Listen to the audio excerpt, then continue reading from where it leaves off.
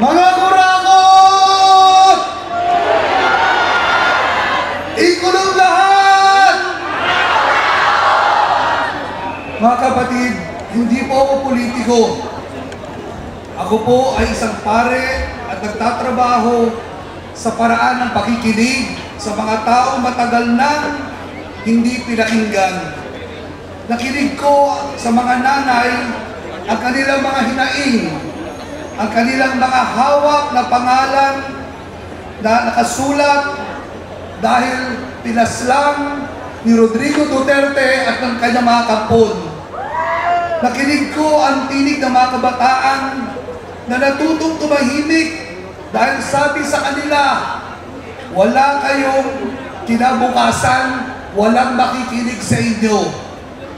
At doon ko nakita ang pinakamalalim na sugat ng bayan ay hindi korupsyon, hindi kahirapan, kundi ang pinakamalalim na sugat ng ating lipunan ay yung pakiramdam mo, iniwan ka na ng hustisya. Sabi po nila, move on. Pero paano ka mag-move on kung hindi mo man lang nalaman ang totoo? Paano ka mag-move on kung ang sugat ay hindi mo man lang kinikilala? Kapag pera ang ninakaw, krimen yan. Pero kapag dignidad at buhay ang ninakaw, kasalanan yan sa kapwa, sa bayan, at higit kasalanan yan sa Diyos. Kaya naririto tayo hindi para manggulo. Naririto tayo para manindigan. Narito tayo hindi para manira. Narito tayo para magsabi ng totoo. Ngayon, samahan niyo po ako. Patuloy tayong sumigaw at patuloy tayong manindigan. Ilantad ang katotohanan. 3, 2, 1. Pare-pareho tayo hindi pa nagtatanghalian. Pero lakasan natin. Ilantad ang katotohanan. Ilantad ang katotohanan.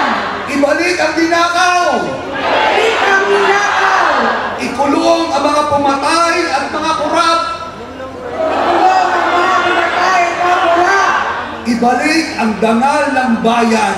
Ibalik ang dangal ng bayan.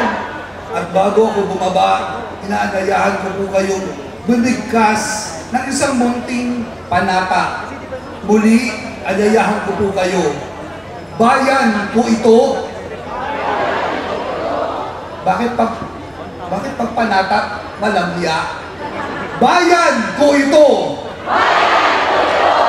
Panata ko ito. Maninindigan ako. Tayo po ay manalangin. Panginoon, Ikaw ang Diyos ng katotohanan, ng katarungan at ng dangal ng bawat tao. Palakasin mo ang loob ng mga naghihintay ng hustisya, ang mga naglilingkod ng tapat at kaming lahat na naririto. Hindi kami susuko dahil kasama ka namin. Patuloy kaming maninindigan sapagkat Ikaw ang batayan ng dangal namin at ng bayan. At ipaalala mo sa amin, walang lipunang pinagpapala kung ang mahihirap ay pinababayaan. Amen.